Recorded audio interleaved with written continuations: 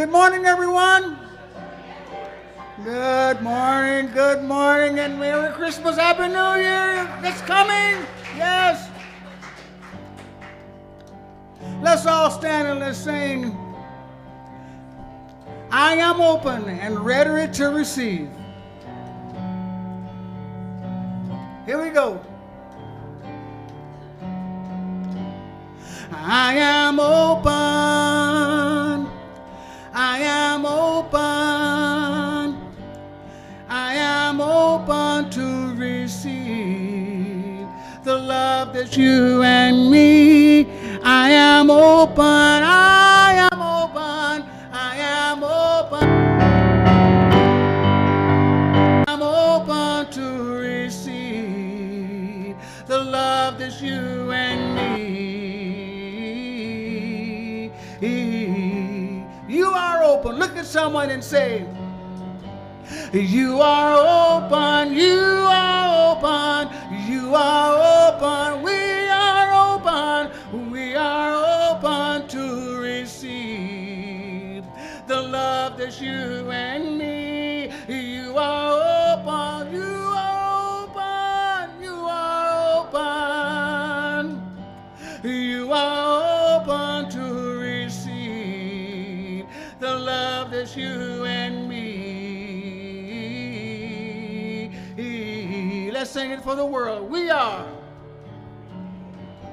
open, shown up. Oh, we are open. We are open to receive the love that's you and me. We are open, we are open, we are open.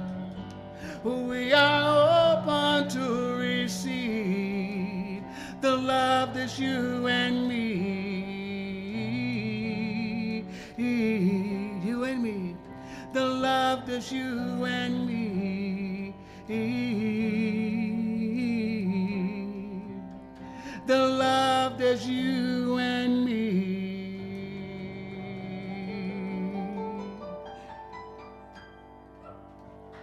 Yes. Andy Anderson. Yes. I love it when you're in the house. Good morning, everybody. Good morning. Welcome to Center for Spiritual Living Rogue Valley in partnership with Unity of Medford. We are a spiritually progressive, radically inclusive spiritual faith community. Yeah. Dedicated to teaching tools to both transform personal lives and help make a world that works for everybody. So we welcome each of you, no matter where you may happen to be on your own personal spiritual journey. And I know we have at least a couple newcomers today. Would you raise your hand so we can give you a little love here for the first time? Welcome. Welcome. We're so glad you could join us and hope you'll join us after the service for some snack and fellowship in the Bosworth Hall. So you've met Reverend Andy Anderson, who is our beloved musician today.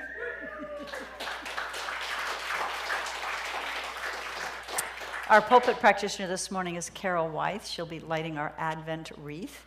Our High Watch practitioner is Reverend Bonnie Anderson, who just led a beautiful meditation. Thank you so much, Reverend Bonnie, for that. I am going to invite you, if you haven't already, to turn off your cell phones or put them in airplane mode. And please hold your applause after this next song because we'll go right into prayer. And I think that's it. Let's all take a collective deep breath together and settle in for prayer.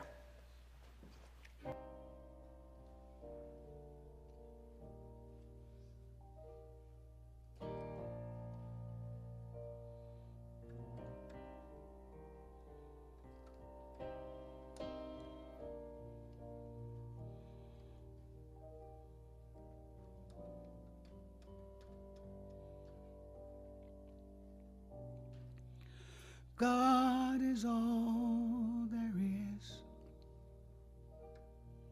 It's love, peace, and love is all there is. It's all I wander through this land of love, wondering who I am. Then I remember when my mind is clear,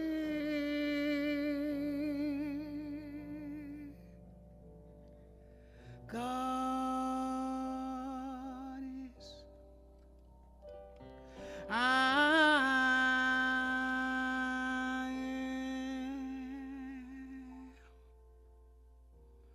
I open my eyes to see.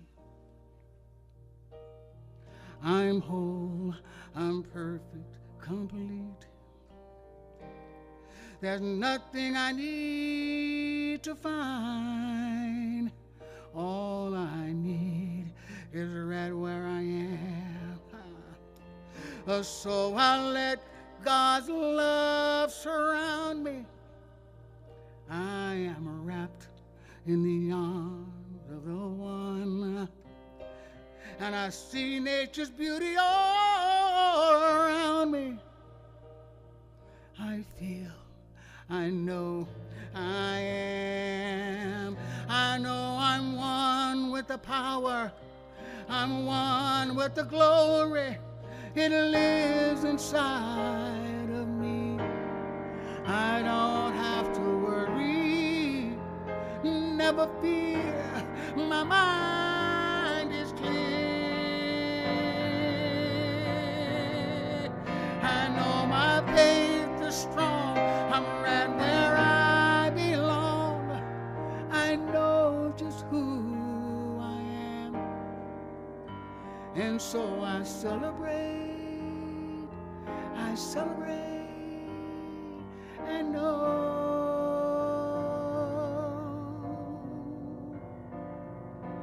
God is. I am. God is all there is. God is all there is. God is all there is. God is all there is.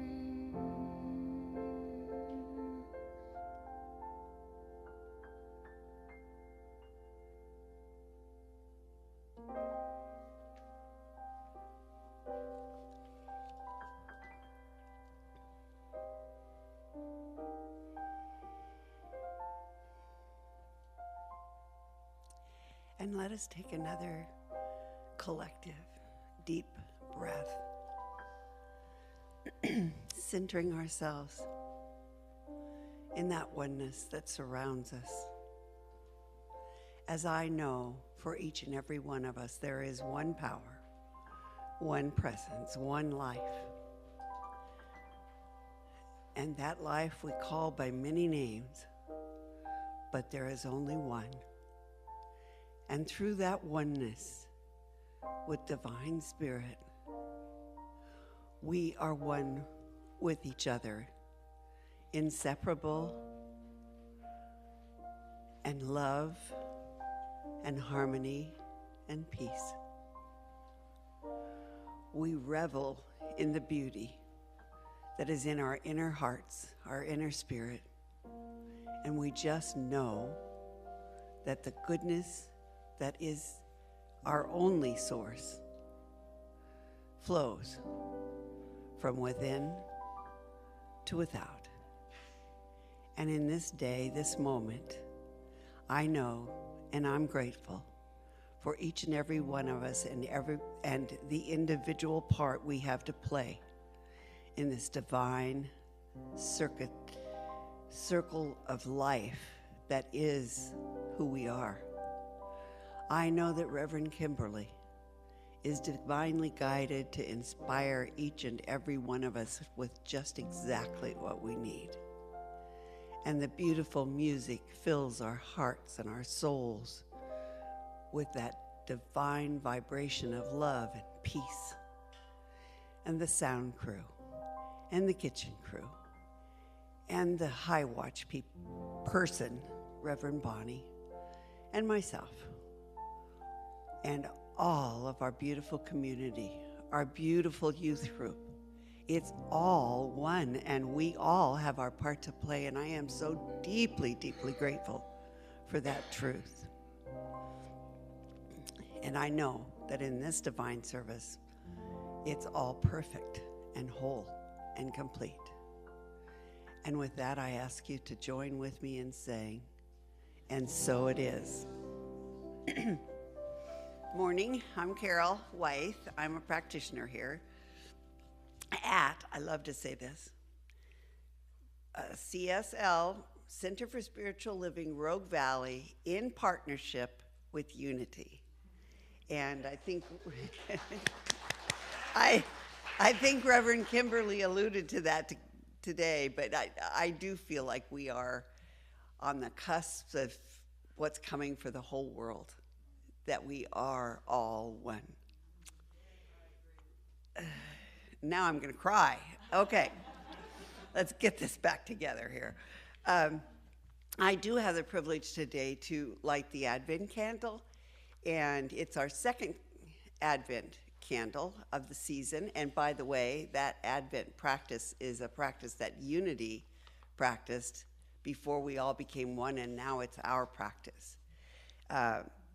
Last week, Reverend Stephanie introduced the principles when she lit the candle of hope and faith. And today, I have the privilege of lighting a candle for peace.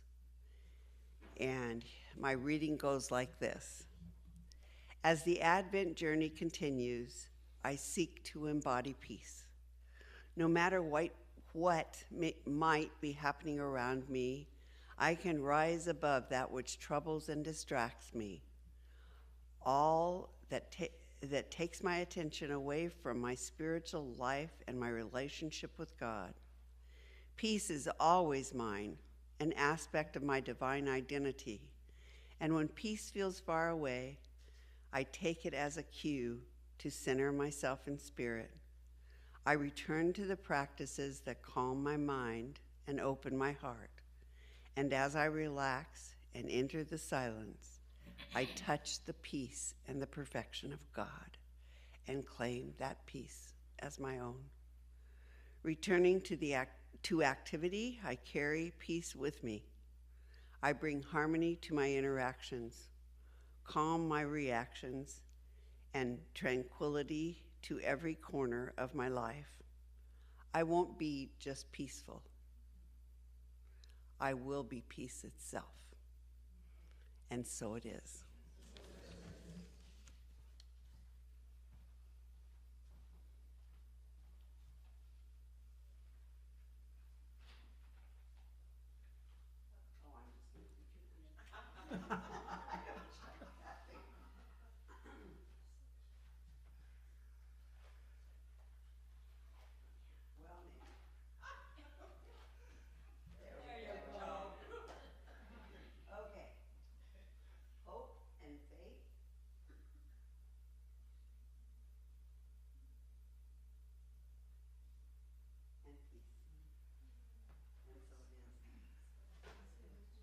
Carol. So today, I believe, is the third day of the Jewish Festival of Lights, Hanukkah. And I decided, since we were doing an Advent wreath, to celebrate the coming of Jesus Christ, Christmas, and Christ consciousness in our belief system, that we should also honor the Jewish faith by lighting a menorah. So there are some prayers that go along, and typically these would be said in Hebrew, but since my Hebrew isn't that great, I'm going to read them in English. First, I'm going to light the shamash, the helper candle. And here is the prayer. Here are the two blessings in English. Dear God, creator of the world, thank you for giving us rules that make our lives special, and for teaching us to light these Hanukkah candles. Dear God, creator of our world, thank you for performing miracles for our ancestors long ago and now. So as you probably know, the Festival of Lights celebrates the fact that when the Jews took back possession of the temple that had been desecrated during the Maccabean rebellion, they had oil that was only supposed to last for one night until they could purify more oil, and it actually lasted for 8 days. So here we go, lighting the candles for day 1, and day 2, and day 3. It's interesting, when I researched this, the candles are placed in the menorah from right to left, but they're lit from left to right. I'm not sure why. Perhaps somebody can enlighten me. All right, so blessed be to all faiths, all traditions. We are one. Indy, take it away.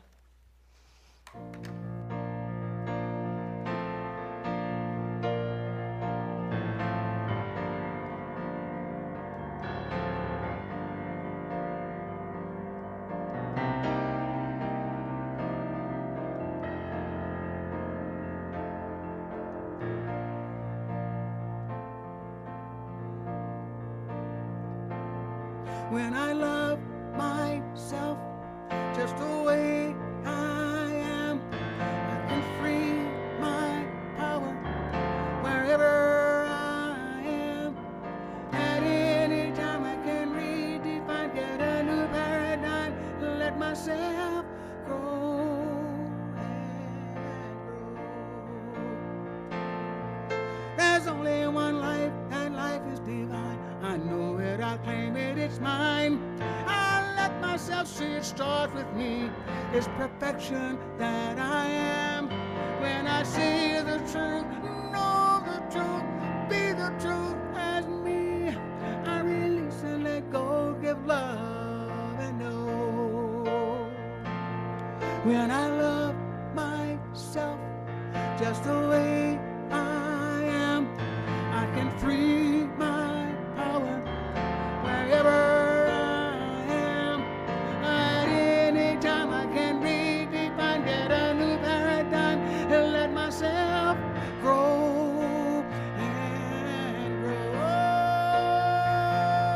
When I love myself just the way I am, I can free my power wherever I am. And when I decide to change my mind, get a new paradigm, and let my love grow and grow. You see, when I know the truth, it has to produce the results I'm looking for. It's done unto me as I believe. Possibilities all I see. When I see the best, know the best, be the best I can be, then I know that I know that I know that I know that I know. When I love myself just the way I am, I can free my power wherever I am. Anytime I can redefine, get a new paradigm, and let myself grow and grow.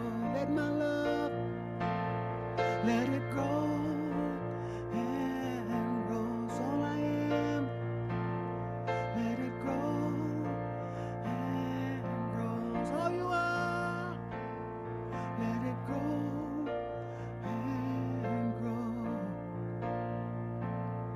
Let it grow and grow.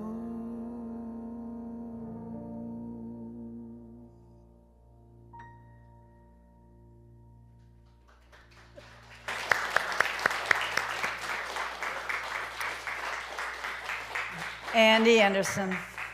I can't help but think, as I looked at the candles here and you sang that beautiful song about letting the love grow and grow, to just bless the people of both Israel and Palestine and let that love that we all are one to grow and grow, and knowing peace. Peace is the truth of who we are. We are in the midst of a series for December that was entitled Embracing Wholeness.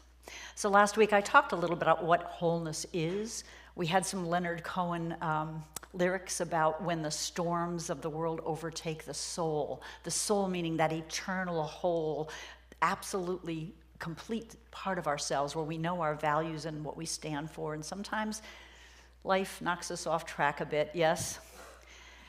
And we talked about our book of the month, Parker Palmer's A Hidden Wholeness, his concept of circles of trust, where people get together Quaker style and simply share from their hearts and listen to one another, because we believe in unity and science of mind, that we all have the answers within us. We don't need anyone else to tell us what to think, what to do.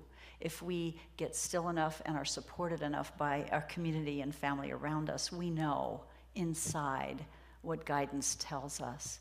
So in those circles of trust, there is no advising, fixing, setting people straight, any of that. It's simply listening and trusting that wisdom will unfold for each member of the group. This Sunday, I've entitled the talk, Seeing the Hidden Wholeness in Others. Not always an easy task, yes? So I want to talk about three things in this message this morning. Getting past passing judgment. Anyone else still challenged in that area?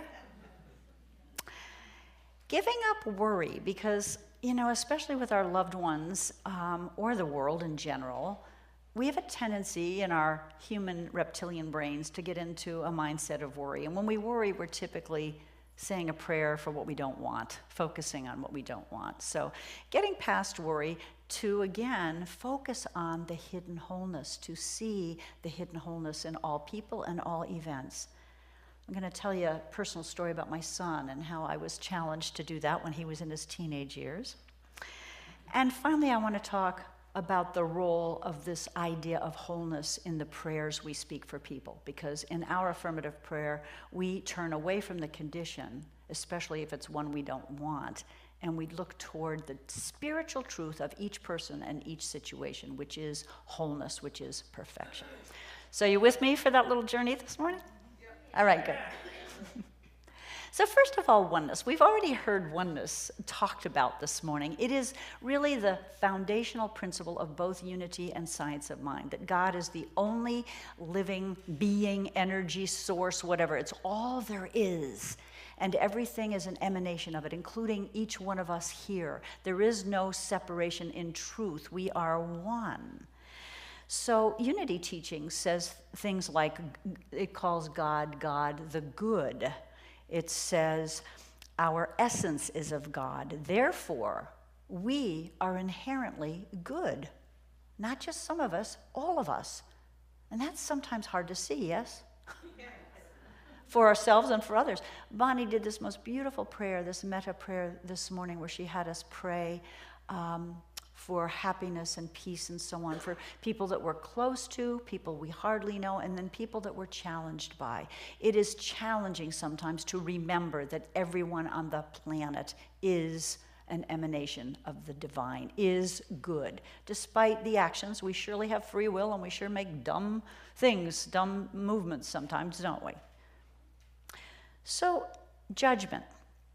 If in truth we are one, when we pass judgment upon or attack someone else, we're really judging and attacking or harming ourselves.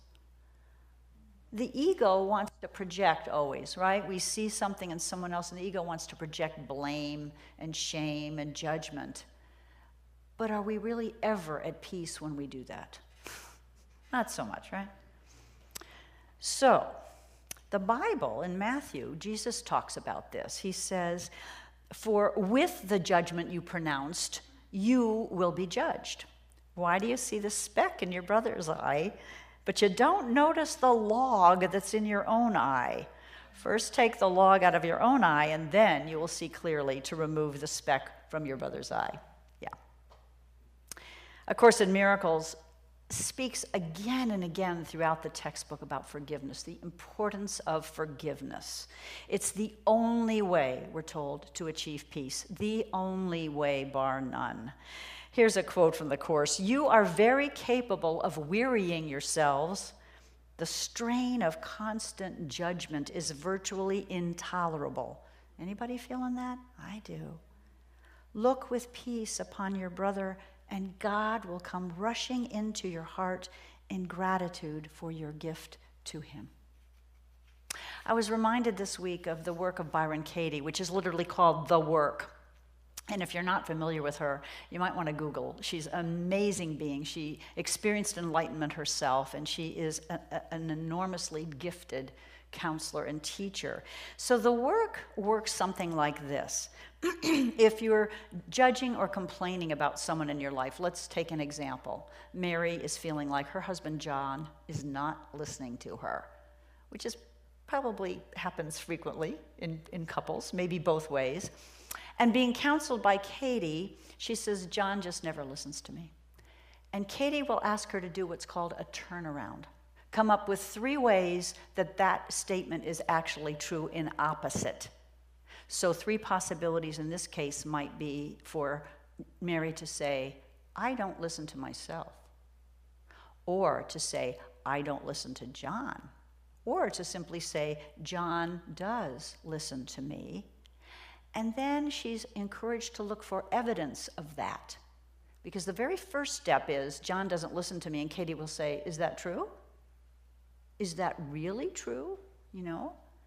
And when we begin to examine that, we have a flip in our head very often, eventually, so that we see it really isn't true with the judgments we make of other people. We have a responsibility in that relationship too.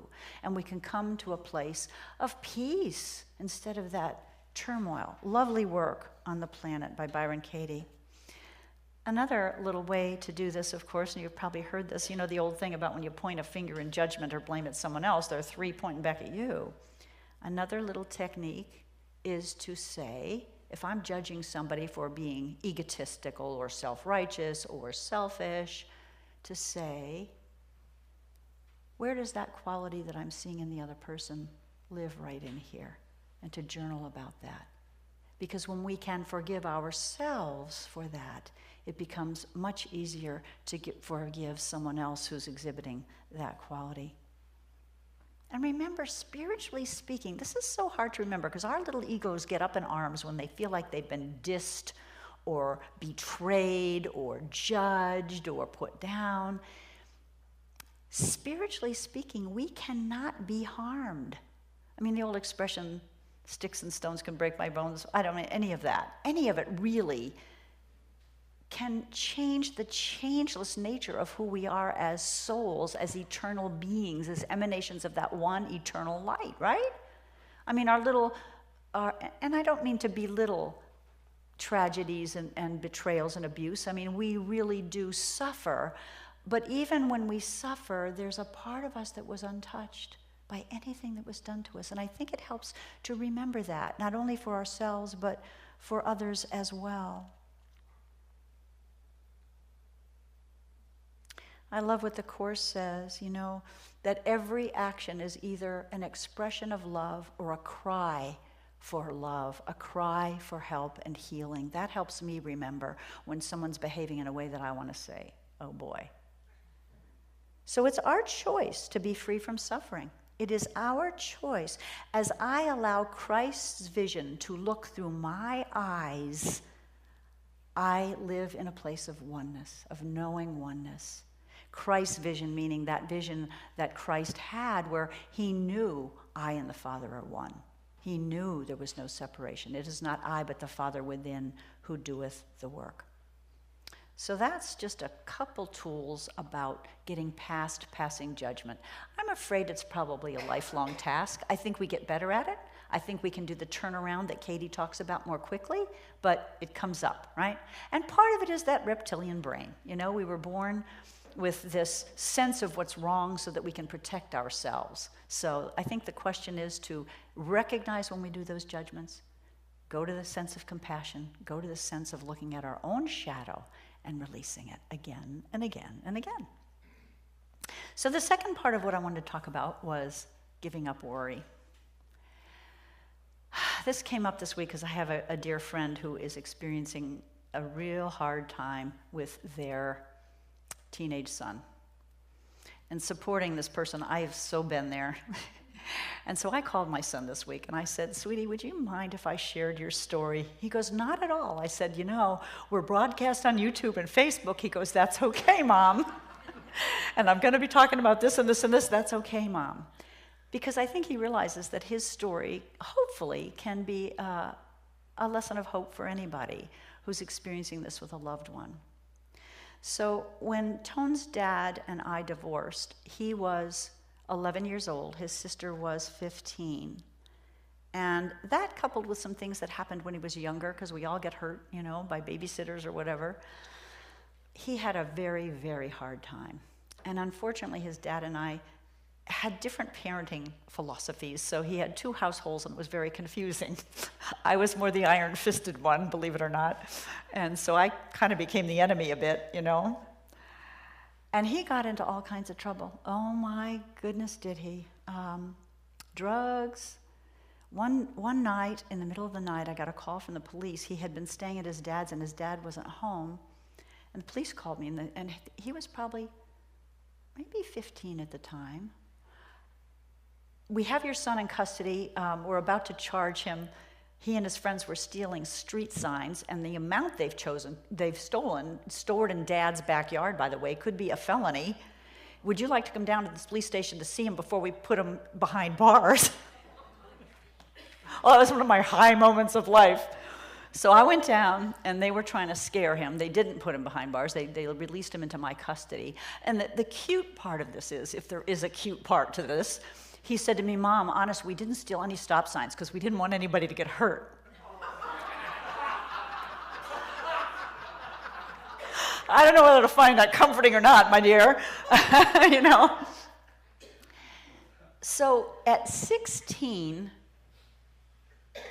this child went from being in a private school where I was the counselor to a public school to still taking advanced courses because he was very bright, to dropping AP this and that, and because his passion, he wanted to quit school and he wanted to start a LAN center.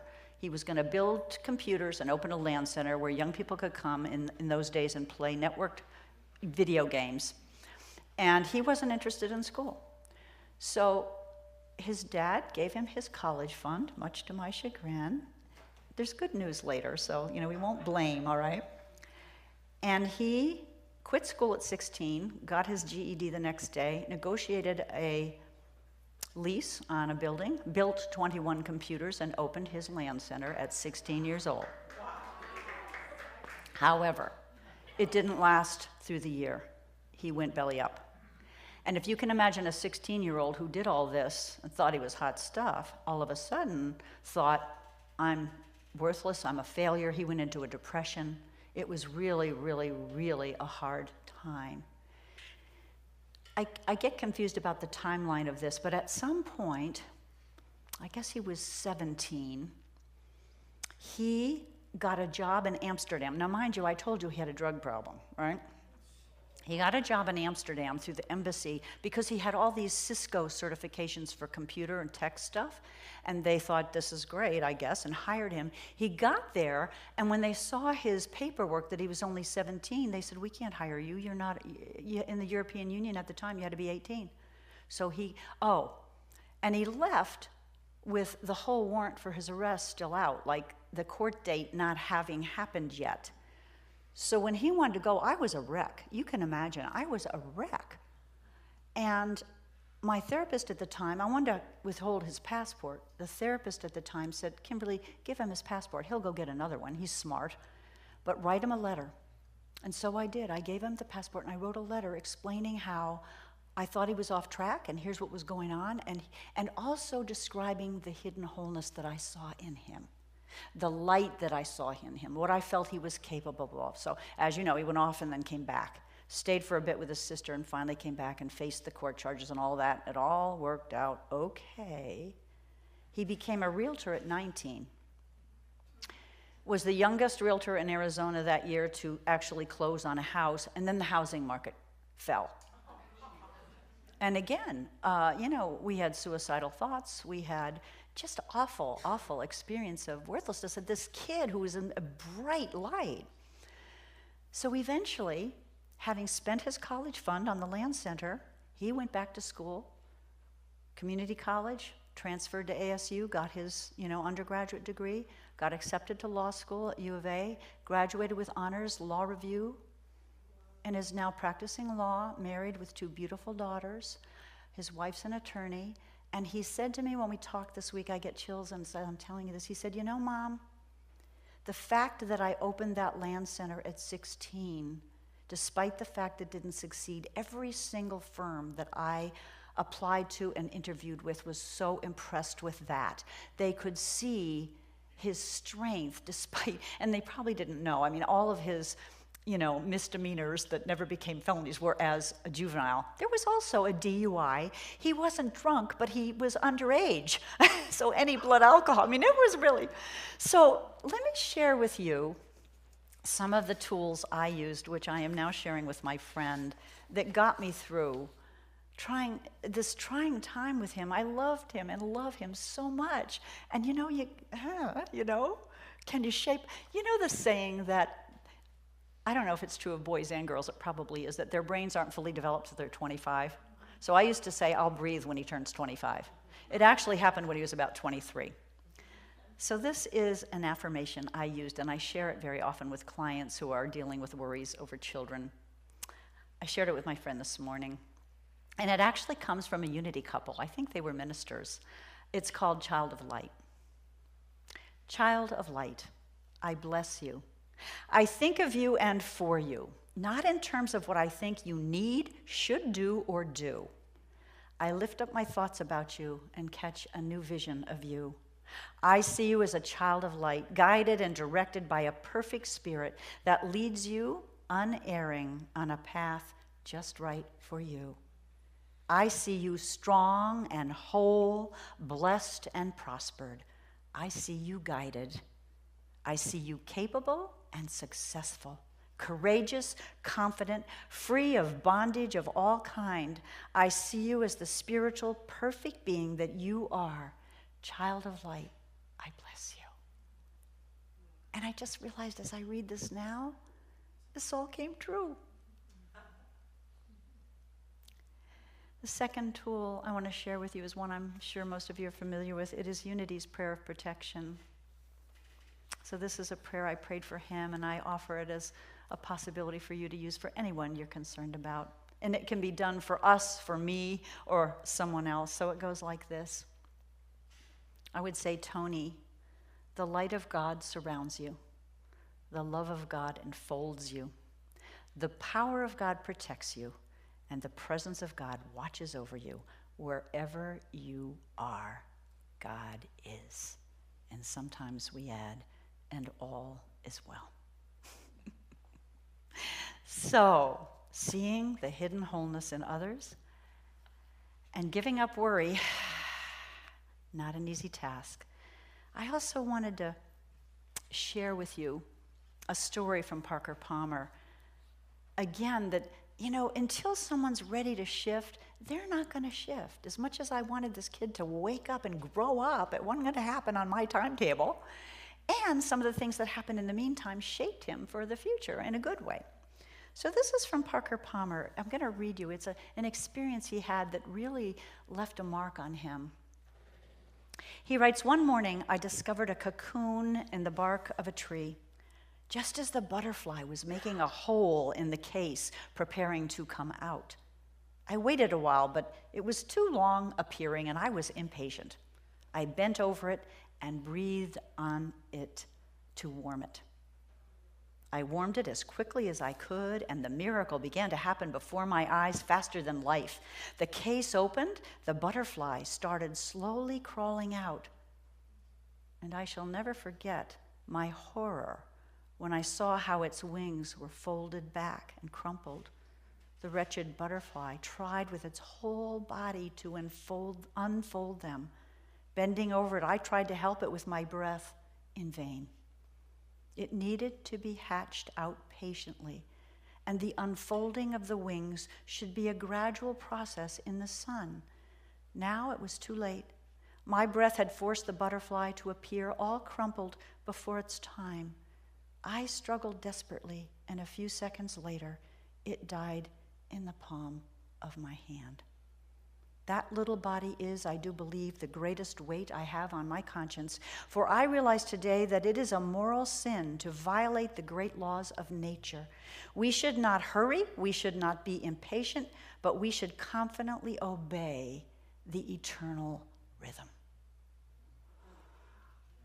What a lesson. And the same is true for people in our lives, right?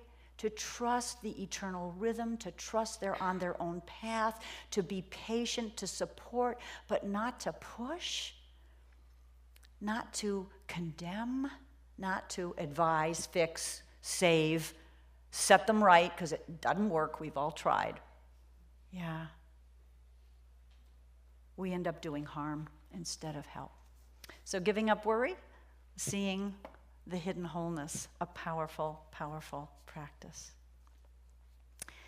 So finally, well, I just have one more quote here that I think is apropos to. A Course in Miracles says, "It takes great learning to understand that all things, events, encounters, and circumstances are helpful." Just as the butterfly's struggle is, it's helpful to develop the strength they need to fly. In our lives, the struggles we go through eventually are helpful. So in our spiritual mind treatment, which is our form of affirmative prayer, and we call it a spiritual mind treatment because we're not asking God to change anything. We're treating our mind to see the hidden wholeness in any person, including ourselves, or any situation. Because we believe our thoughts are prayers. And when we can get on board with true faith and peace in our hearts, we bring about the good that we're meant to have. When we focus on worry, we're praying for the opposite of what we really want. So this idea of wholeness is very central to our prayers.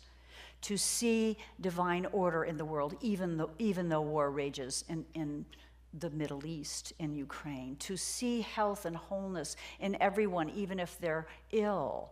By the way, when someone is sick or ailing, we pray knowing their innate wholeness, knowing that there is divine intelligence in every cell and every fiber of their being, that they know how to reveal their own wholeness.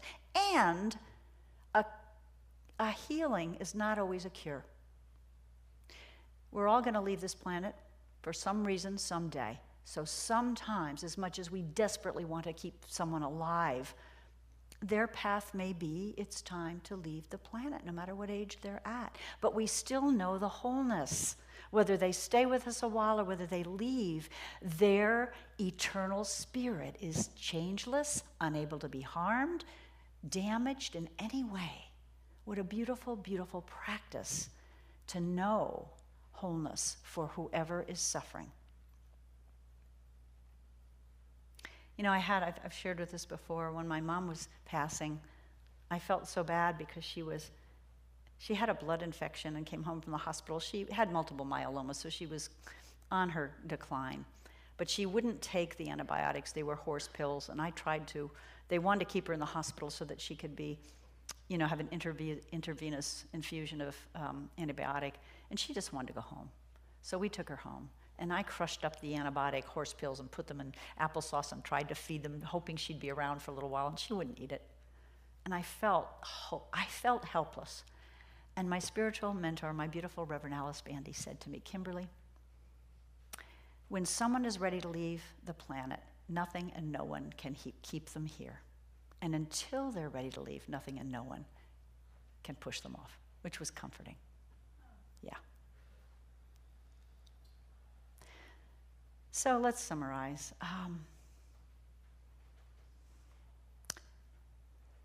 Seeing the hidden wholeness means getting past passing judgment. We have tools to do that. It's all about forgiveness. It's all about being willing to look here at what's here in my shadow life, so I'm not projecting it out there. Very powerful. And the only way we get to experience true peace. Secondly, let's give up worry and trust that there is a divine presence that loves each and every one of us and sets each and every one of us on our perfect path.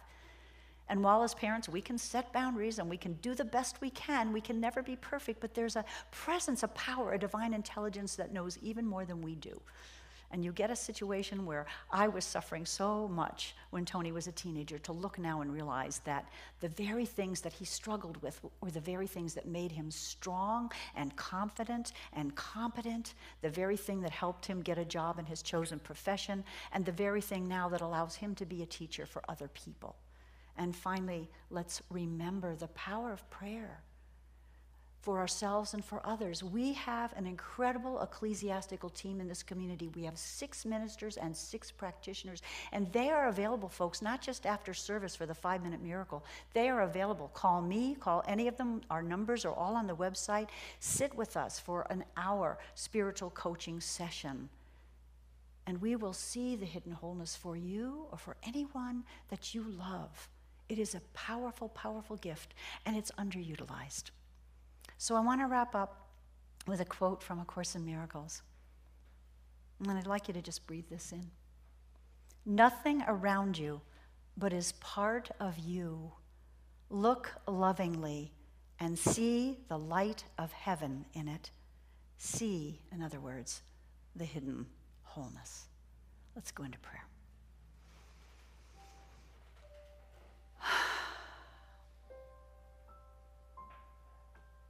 As I stand here today on the eve of these beautiful holidays, almost halfway through the Festival of Lights and halfway through the Advent season, when we celebrate the light of Christ consciousness being birthed again in each of our hearts across the planet. Transformational time for all of us, and the winter solstice, as we're turning eventually from darkness to light, knowing that we need to honor both of them. We need to honor the times of stillness and looking within, and also the times of new growth and expansion and outward living. I know that there's one essence, one energy, one source, one creator, one divine intelligence, love intelligence, call it whatever you will. It is the only life, and it is perfect. It is love, and it is unconditional love. It is perfect peace, exquisite order. It is responsive completely to us. It opens its arms always, its mind. It responds to our thoughts and our prayers, never judging us, always loving us. And so this month, as we celebrate the holy days in so many traditions, I'm knowing for each one of us that we are able to look within in this dark time of year and acknowledge where the qualities we so want to project to someone else exist in us, to be able to forgive our own weaknesses and mistakes, and to do the same for others, to have compassion, to go back to that knowing that we need not worry about anyone we love, because there is a power protecting, present, enfolding always. That love never leaves us. It is never absent.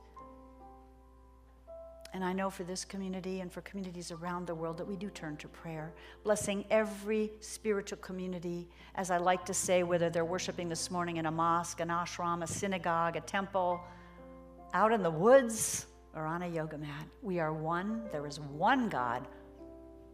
We are all one people. And we are born to be one in peace, in harmony. So I know the light that's being birthed in each of us sends a ripple across the globe, just as these candles do. We are making a change for the better. We are standing for peace. We are standing for love. We are standing for unity. I am so grateful for this community. I am so grateful to be alive at this time, for all the teachers that have gone before us, all our ancestors, and for all the new ones being born with a light so bright. Releasing this prayer, I know it's heard, it's answered already in the mind of the divine, and I invite us to say together, and so it is. Amen, Ashe, Amen. All right. How's everybody doing? All right. We're going to do something a little different. This is the month of December, yes? All right, okay, so I strongly encourage everyone to please lift your voices and sing with vigor. Here we go.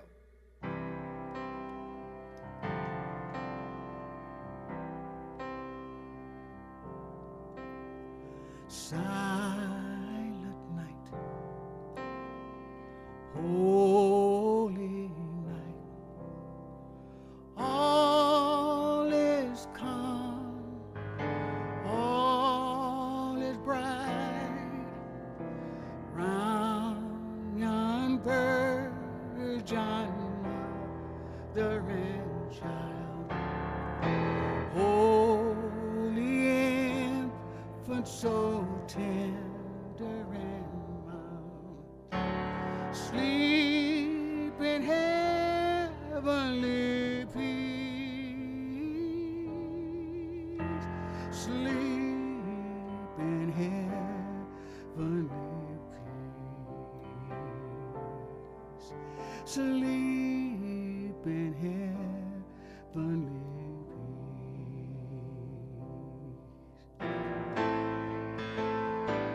We three kings of Oriental, bearing gifts each and merciful, hill and mountain, moor and mountain, following yonder star. Sing you, here we go. Oh, star of wonder, star of night, star with royal beauty bright, westward leaning, still proceeding, guide us to the perfect light, guide us to the perfect light. Silver bells, silver bells, silver bells, it's Christmas time in the city. Ring-a-ling, hear them ring, soon it will be Christmas Day. Soon it will be Christmas Day.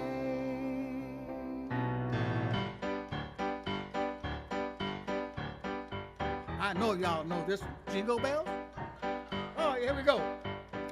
Jingle bells, jingle all the way. Oh, what fun it is to ride in a one-horse open sleigh. Oh, jingle bells, jingle all the way.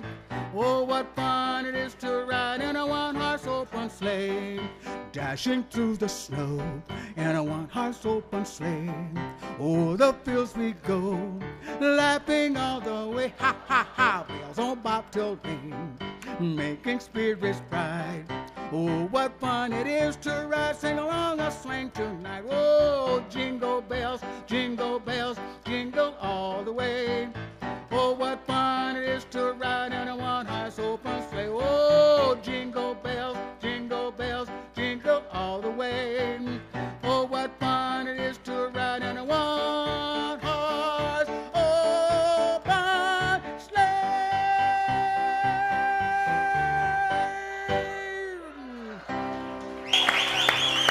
We wish you a Merry Christmas. We wish you a Merry Christmas. We wish you a Merry Christmas and a Happy New Year again.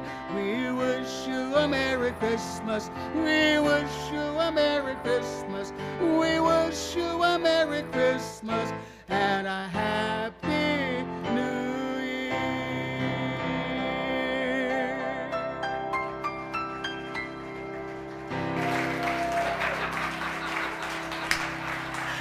Thank you for that lovely melody. Get us all in the mood. You did surprise me. I would have brought my jingle bells. I've got some jingle bells.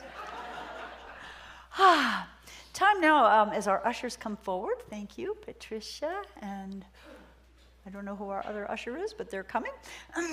Time for our tithes and Will. Thank you. So time to give a portion of what we receive to places where we're spiritually fed. We are so, so grateful for the continued support for this community and those giving online. Just a reminder that we're grateful for your support as well. So if you would put your hand on your heart, whether you're putting something in the basket or whether you give online, let's say this affirmation together. Graciously I give, from a place of love. Knowing that as I give, so do I richly receive. And so it is. For those watching online, you can go to our website if you would like to make a donation, cslroguevalley.org, and hit the donate button. And again, a big thank you for watching and being with us. You know, you might all just turn around and wave. Hi. Bring them in. Yeah.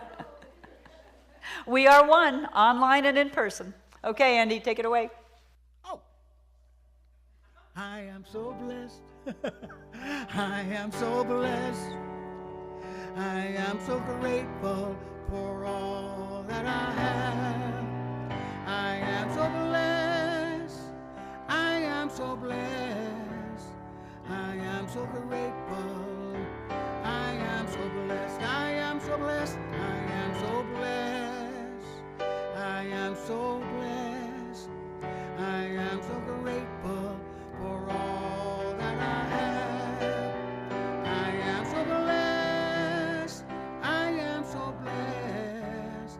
I am so grateful. I am so blessed.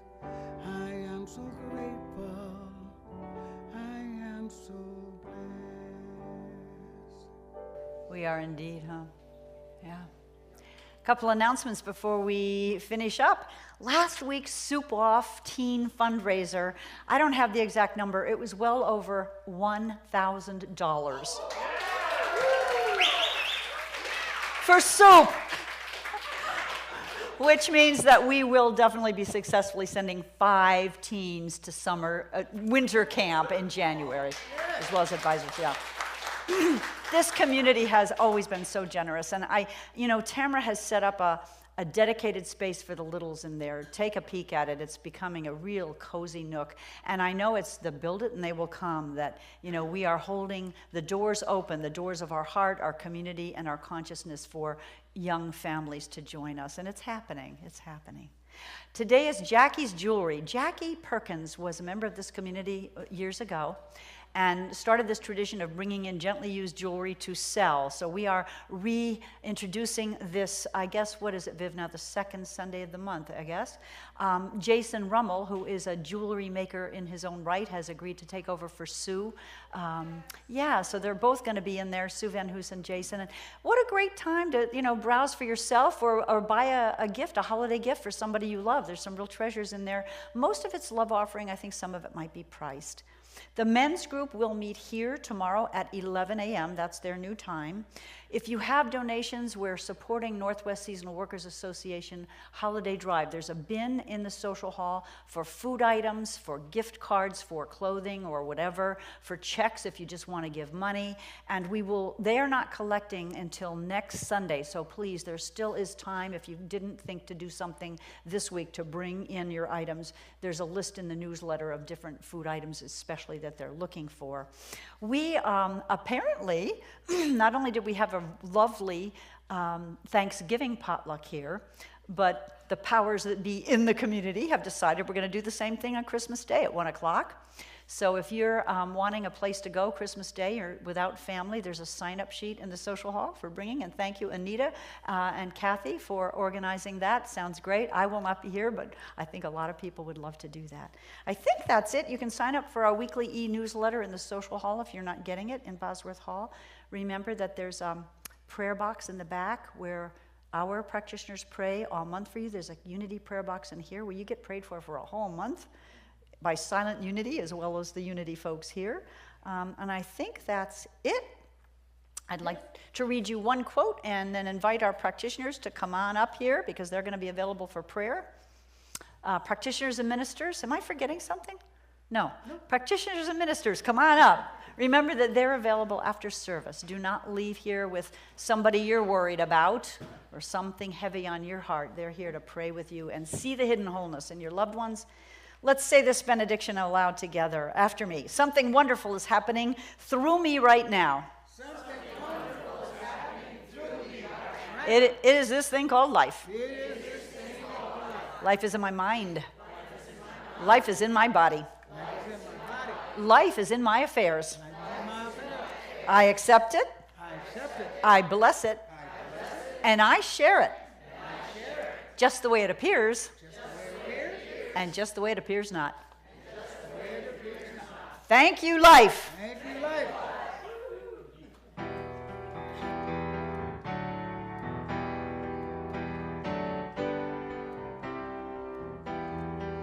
Oh, let me love in a holy, holy way. Let me love in a holy, holy way.